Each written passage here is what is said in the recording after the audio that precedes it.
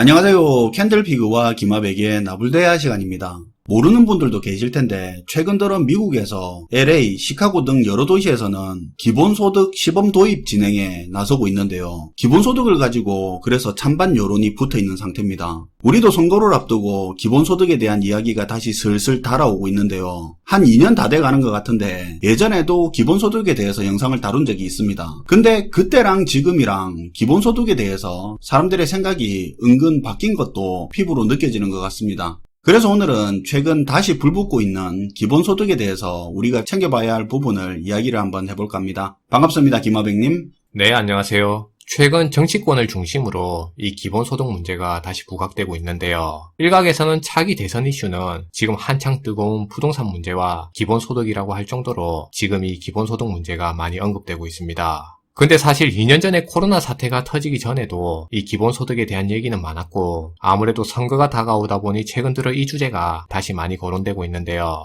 근데 조금 더 엄밀하게 보면 이 기본소득에 대해서 코로나 전에 이론적으로 맞다 틀리다 하면서 그때 얘기할 때하고 지금 상황은 엄연히 완전히 다른 상황이라고 볼 수 있을 것 같아요. 왜 많이 다르다고 하는 건가요?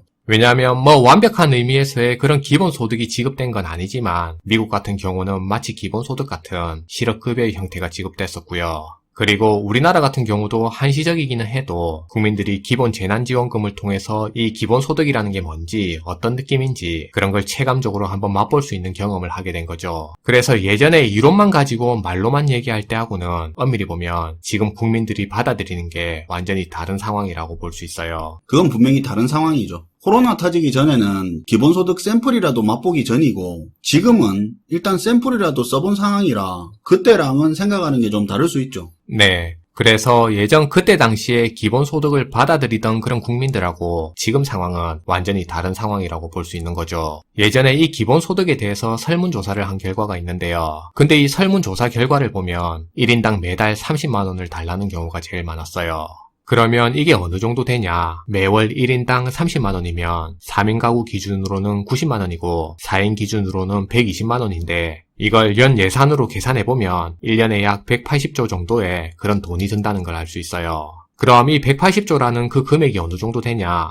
우리나라 1년에 전체 보건복지 예산하고 얼추 비슷한 금액인데요. 그래서 일부의 기본소득을 주장하는 그런 측에서는 이렇게 1인 기준으로 월 30만원씩 지급하는 이 기본소득을 실행하면 기존의 이 복지정책을 대체할 수 있다고 주장하고 있습니다. 그리고 이게 예산이라는 그 금액 측면에서 보더라도 전혀 불가능한 얘기는 아니라고 주장하는 거죠. 기존 복지 예산에서 대체하는 개념으로 기본소득을 이야기하고 있는 것 같은데 근데 기본소득이라는 게 기존에 진행되던 복지는 그대로 놔두고 플러스 알파 개념으로 기본소득이 진행되는 거 아닌가요? 사람들이 이 기본소득에 대해서 오해하고 있는 게 기본소득을 플러스 알파 개념으로 기존에 집행하고 있던 복지 예산을 그대로 놔둔 상태에서 추가적으로 기본소득을 더 얹어서 중복해서 할 수 있다고 오해하는 경우가 많아요. 근데 사실 그거 할 수 있다고 말하는 사람이 있으면 그건 거짓말이고요. 그리고 일각에서 주장하는 것처럼 증세를 한다고 하더라도 현실적으로 완전 중복 적용은 거의 불가능한 게 현실이라고 볼 수 있을 것 같아요. 그래서 만약에 기존에 있던 그런 복지정책하고 기본소득이라는 이 두 개를 같이 한다고 했을 땐 불가피하게 기존에 있던 복지 혜택의 범위를 줄인다든지 아니면 적용 조건을 조금 더 까다롭게 만들어서 복지 예산이 줄어드는 방향으로 갈 수 있게 되는 겁니다. 이게 줄어드는 그 규모에 있어서 진보 진영이나 보수 진영이나 말하는 그 비율의 차이만 있을 뿐이지 기본적으로 기존 복지는 그대로 놔둔 상태에서 완벽하게 플러스 알파 개념으로 두 정책을 완벽하게 진행할 수는 없는 거고요. 어쩔 수 없이 기본소득의 규모가 늘어나는 만큼 기존의 복지정책 규모가 어느 정도 비율적으로는 줄어들 수밖에 없는 문제를 현실적으로 안고 가야 되는 거죠. 증세를 한다고 하더라도 기본소득이 기존 복지 플러스 알파는 힘들고 비율의 차이는 있겠지만 일정 부분 기존 복지 범위의 축소는 포함될 수밖에 없다 이거네요. 그렇죠. 그러니까 사람들이 지금의 복지 혜택도 누리면서 추가적인 기본소득도 누리면서 꼭 먹고 알 먹고 하는 그런 식의 복지 혜택은 현실적으로 거의 힘들다는 얘기입니다.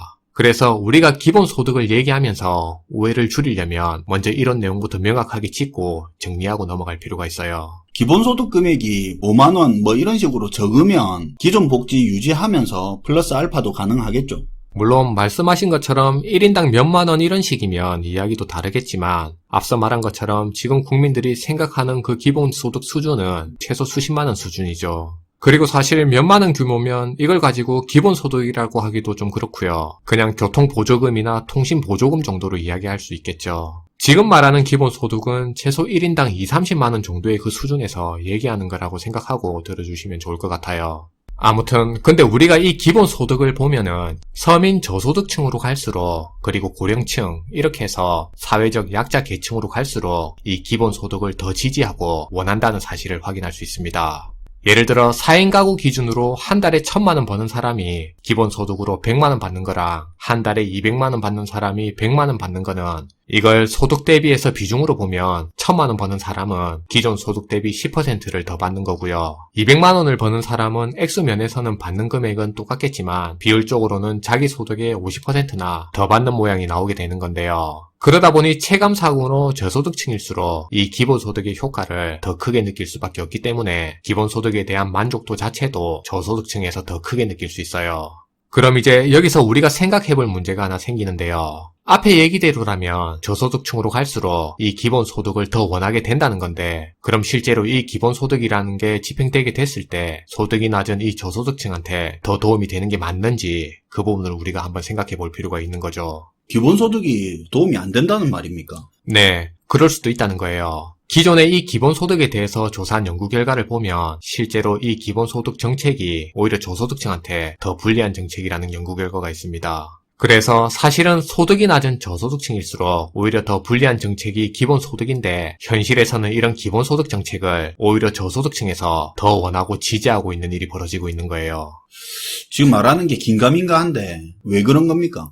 먼저 이 부분을 이해하기 위해서는 우리나라의 복지 행태를 우선 봐야 되는데요. 우리나라의 복지제도와 예산을 보면 거의 대부분의 예산이 저소득층을 포함한 노인 등의 사회적 약자 계층을 타깃으로 잡아서 선별적으로 운영되는 제도라는 걸 생각해야 돼요. 그러니까 우리 사회의 복지 서비스 자체가 사회적 약자층들한테 제공되도록 그렇게 설계돼 있다 보니까 복지 예산의 대부분 역시도 이런 사회 약자층들한테 다 쓰이는 구조로 만들어져 있다는 겁니다. 예를 들어서 기존의 복지는 복지 예산이 100이라고 치면 그 100이 하위 20%든 30%든 사회 경제적으로 취약한 계층에 비중 높게 쓰이는 그런 구조다 이 말이죠. 그렇죠. 그러니까 사회적으로 더 약자일수록 더 많은 혜택을 볼 수 있게 만든 게 지금 우리 사회의 기본적인 복지 시스템이라고 볼 수 있는 거죠. 그리고 이런 구조가 맞고 더 정당하다고 우리 모두가 사회적으로 합의를 했기 때문에 지금의 이 복지 시스템이 이렇게 설계된 거고요. 그런데 이 기본소득이라는 게 어느 순간 들어오게 되면 이렇게 우리가 합의한 기존의 복지 시스템에 대해서 그게 전체든 아니면 일부분이든 대체할 수 있기 때문에 이때부터 이제 문제가 생길 수 있어요. 앞에서 기본소득을 제일 지지하고 원하는 사람은 저소득층을 포함한 사회적 약자 계층이라고 얘기했는데요. 그럼 이 계층이 지지한다는 말은 기본적으로 자기들한테 더 도움이 된다고 그렇게 생각했기 때문에 지지한다는 건데 근데 기본소득이 가진 그 속성을 보면 이게 좀 아니라는 결과를 확인할 수 있어요. 우리가 기본소득이라 하면 말 그대로 계층 간의 구분 없이 국민이라면 모두가 받을 수 있는 일종의 배당금 같은 형태를 기본소득이라고 볼 수 있는데요. 그래서 기본소득은 선별적인 구분 없는 그런 결과적인 평등을 기본소득이 가진 기본 속성이라고 볼 수 있어요. 근데 우리 사회에서 저소득층이 더 많은 혜택을 받기 위해서는 평등이 아닌 사회 계층 간의 구분을 했을 때 사회적 약자로서 더 많은 혜택을 누릴 수 있는 구조인데요. 그래서 기본소득이든 복지 서비스든 이게 평등적으로 적용하게 됐을 땐 오히려 사회 약자 계층 입장에서는 더 손해를 볼 수 있는 구조를 가질 수 있어요. 기존의 복지 시스템 같은 경우는 내가 사회적으로 불안정한 상황에 놓이게 됐을 때 거의 대부분이 내 주머니에 직접적으로 돈이 들어오지 않는 복지 형태로 그렇게 제공되다 보니까 사실 이게 눈에 잘 안 보이고 피부로 잘 안 느껴지게 되는데 근데 기본소득 같은 경우는 실제로 당장 눈으로 봤을 때 내 계좌에 현찰로 들어오게 되니까 뭔가 혜택 받는 것 같은 그런 기분을 느끼게 되는 거죠. 근데 사실 실제로는 이게 아니라는 겁니다. 사실 기본소득 자체가 사회적 약자층인 나를 포커스로 맞춰서 설계된 그런 시스템이 아니다 보니까 근본적으로 평등하게 지급되는 기준으로 설계된 그런 복지 예산이기 때문에 사회 약자층들한테는 오히려 손해되는 제도라고 볼 수 있어요. 그리고 여기서 더 큰 문제는 이런 기본소득 자체가 일종의 복지정책임에도 불구하고 정작 문제가 생겼을 때 복지정책 역할을 못하게 된다는 게 더 큰 문제가 되는데요. 이게 무슨 말이냐면 저소득층 같은 경우는 이 기본소득이 내가 어쨌든 많든 적든 안정적인 소득이 있고 지금 상황이 유지되는 상태에서는 그게 30만 원이든 100만 원이든 이런 기본소득을 받는 게 분명히 도움이 되는 건 맞는데 근데 정작 지금 안정된 상황이 무너지게 됐을 땐 예를 들면 갑자기 건강이 악화돼서 목돈이 들어가는 그런 일이 생긴다든지 아니면 일자리를 잃게 돼서 소득이 끊기는 그런 경우가 생겼을 때 원래라면 예전에 선별적으로 복지 혜택이 주어졌을 때는 뭔가 위기 상황을 극복할 수 있도록 어떤 혜택을 집중적으로 크게 받을 수가 있었는데 근데 기본소득을 하게 되면서 기존의 선별적인 복지 혜택의 범위가 줄어들게 됐을 땐 오히려 복지 혜택의 사각지대에 놓여 상황이 더 나빠지는 경우를 맞을 수도 있는 거죠. 예를 들어서 기본소득이 지급되고 대신에 기존 복지 중에서 암 환자나 치매 환자 지원 범위가 축소됐다고 했을 때 가정에 큰 일이 없어서 안정적인 상태일 때야 기본소득은 저소득층 입장에서 소득 증가에 큰 역할을 하는 건 맞는데 만약에 갑자기 가족 중에 환자가 나오는 돌발 상황이 생기면 이야기가 달라지겠네요.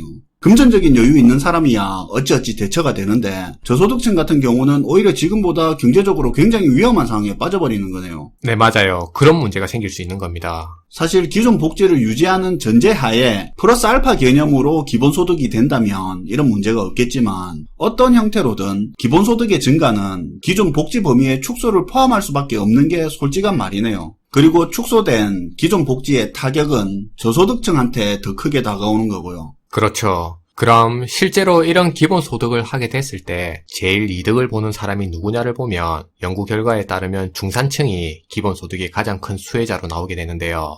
왜냐하면 상위 고소득층 같은 경우도 기본소득을 받는 건 마찬가지지만 그것보다는 어쨌든 증세 규모 비율이 더 커지기 때문에 손해를 보는 입장에 놓이게 됩니다. 그리고 저소득층은 앞에서도 말한 것처럼 선별적으로 지급되던 기존의 복지 시스템이 기본소득을 통해서 줄어들 수 있기 때문에 정작 나중에 문제가 생겼을 때 복지 혜택을 못 받는 사각지대에 놓일 수 있는 거죠.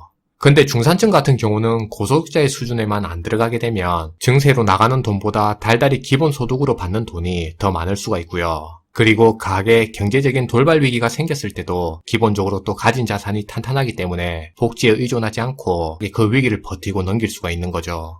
또 그런 게 있네요. 네.